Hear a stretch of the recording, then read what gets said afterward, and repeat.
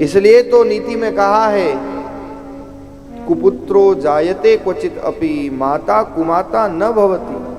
पुत्र तो कुपुत्र हो सकता है महाराज, लेकिन माता कुमाता नहीं हो सकती। माँ का वात्सल्य, माँ का क्या वर्णन किया जा सकता है। लेकिन मन जब दुखता है, मन जब द्रवीभूत होता है, जब आज के संसार में कोई वेन और धुंधकारी की कमी नहीं है, घर घर में वेन और धुंधकारी आ गए हैं, जहां माता पिता को खून के आंसू रुला रहे हैं, और परिणाम वृद्धाश्रम जैसी व्यवस्थाएं देश में खड़ी हो गई। कुछ वर्षों पहले वृद्धाश्रम की परंपराएं नहीं थी हमारे यहाँ, क्योंकि हम तो उस सनातन धर्म से हैं जहां आचार्य देवो भव, मातृदेवो भव, पितृदेवो भव का पालन हमसे कराया जाता था। आज उसी मातृदेवो भव, पितृदेवो भव के देश में माता पिता दर दर की ठोकरें खा रहे हैं, और मन बहुत दुखता है जब ऐसे प्रसंग सामने आते हैं जहां करोड़ों अरबों की संपदा है। आपके इस मुंबई नगर की घटना है, कुछ वर्षों पहले अखबार में छपी थी। अरबों का व्यापार है विदेशों में, और मां का कंकाल मिला एक फ्लैट के अंदर। आपसे कोई अनभिज्ञ नहीं है, आपको पता है। आप सोचो कैसे उस मां की मृत्यु हुई होगी। वो तो पड़ोसियों ने जब दरवाजे खटखटाए और दरवाजे तोड़े, तो मरने के बाद शरीर का कंकाल मिला है, कितने वर्षों बाद। और जब पता किया तो करोड़ों अरबों के व्यापार हैं विदेश में। बहुत मन द्रवीभूत होता है। कुछ समय पहले की घटना थी, एक पढ़े लिखे अच्छे जिलाधीश ने, कलेक्टर ने छत पर जाकर के अपनी मां को धक्का दे दिया और मां का प्राणांत हो गया। पता जब चला, जब पास के सीसीटीवी फुटेज में ये घटना कैद हो गई। क्या उस जिलाधीश को, जो पूरे जिले को चलाने का विवेक रखता है, सामर्थ्य रखता है, उसे नहीं पता था कि मां क्या होती है?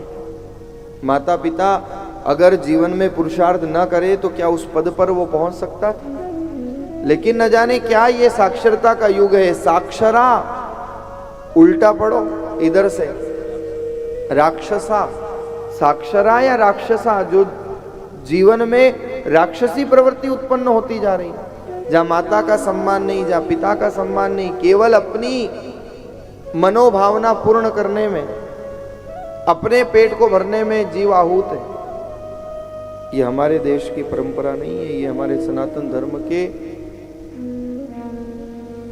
जो सिद्धांत है उसके विपरीत है।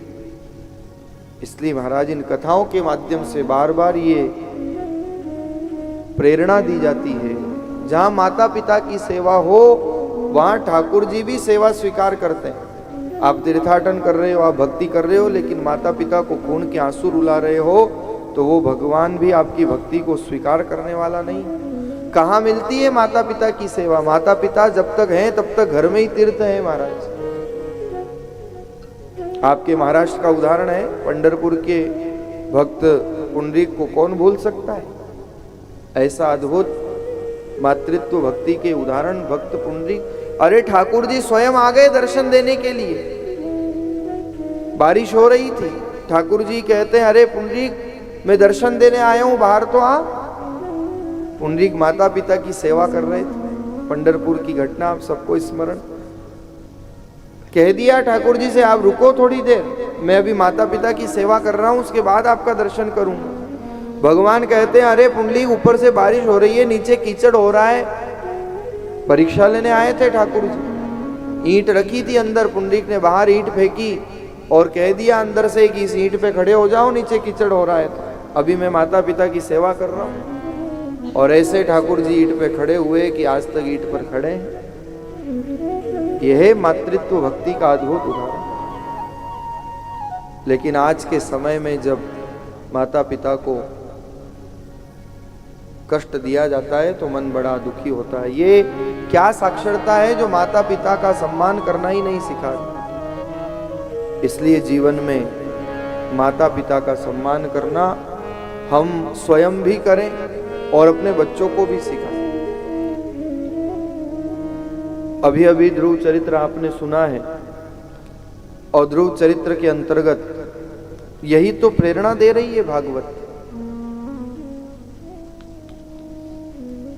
मैं अपनी हर कथाओं में कहता हूं मत शिक्षा दो इन बच्चों को चांद सितारे छूने की, मत शिक्षा दो इन बच्चों को चांद सितारे छूने की, क्योंकि चांद सितारे छूने वाले एक दिन तुमको छोड़ करके चले जाएंगे।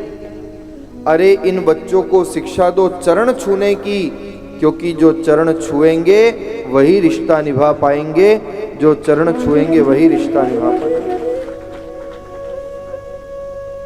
बाल्यकाल से ही संस्कार डलने लगते हैं महाराज। अभी प्रहलाद चरित्र में आप सुनोगे, बाल्यकाल तो ठीक है, गर्भावस्था से ही भक्ति का बीजारोपण होने लगता है, संस्कार डलने लगते हैं हमारे सनातन धर्म में। कल भी मैंने आपसे कहा था, हम प्रयास करें हमारे घर में कोई ध्रुव हो, हमारे घर में कोई प्रहलाद। हमारे कावरा परिवार की वो छोटी सी बिटिया रिद्धि बिल्कुल अभी बाल्यवस्था है, लेकिन उसके अभी से कैसा ये परिवार सुंदर संस्कार डाल रहा है। अभी बच्चों को आप कथा में बिठाओ तो बैठते नहीं है बच्चे, लेकिन वो शांत दांत होकर के बैठती है, राम राम लिखती है कॉपी में। आज लेकर के आई है वो कि मैं गुरुजी को बताऊंगी मैं राम राम कैसे लिखती हूँ। तो ये संस्कार की बात है। बाल्यकाल से ही जैसे हम संस्कार डालेंगे वैसा ही तो बच्चे सीखेंगे। जब माता पिता ही अगर संस्कार के प्रति जागरूक नहीं होंगे तो फिर हम कैसे संस्कार हम दे पाएंगे, कहाँ हम अपेक्षा कर पाएंगे। इसलिए ये चरित्र जीवन में प्रेरणा देते हैं। अस्तु, वेन का स्वभाव ऐसा हो गया, वेन मारा गया। और महाराज जब राज्य में अराजकता फैल गई, कोई राजकाज करने वाला था नहीं, तो चारों तरफ से और राजाओं के आक्रमण होने लगे। ऋषियों ने देखा कि ये तो और ज्यादा मुसीबत हो, लेकिन पता चला कि वेन की मरी हुई देह को भी माँ सुनीता ने संभाल करके रखा है। और धन्य है माँ का मातृत्व।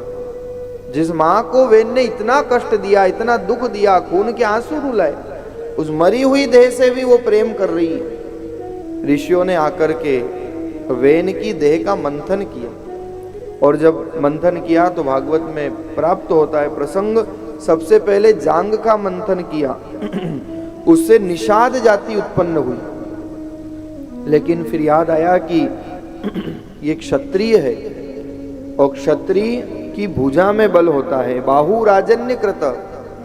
जब वेन की भुजाओं का मंथन किया गया तो आज ठाकुर जी की कृपा होती है और श्री पृथु जी महाराज का आविर्भाव होता है। देवता लोग पुष्पों की बरसात करते हैं, जय जयकार करते हैं। पृथु जी महाराज की